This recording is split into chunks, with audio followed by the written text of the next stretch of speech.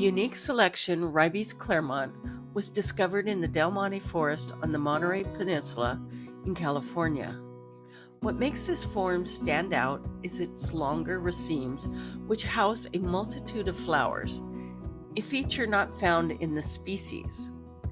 It thrives in the cooler areas of the Pacific Northwest, even in full sun, but it's adaptable to partial and dappled shade in hotter climates. Even though this shrub prefers moist, well-drained soil, it is drought tolerant once established, requiring little additional water during our typical summer drought in the maritime Northwest. The shrub's 1/3 inch diameter blue-black fruit that ripens later in the summer is a favorite among the birds.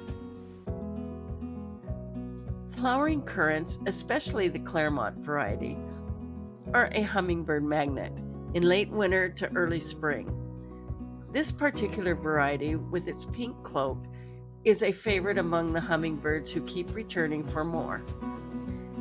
It's a delightful sight to see its welcoming branches above my old pond, covered in racemes of dark pink buds opening to a lighter hue of pink.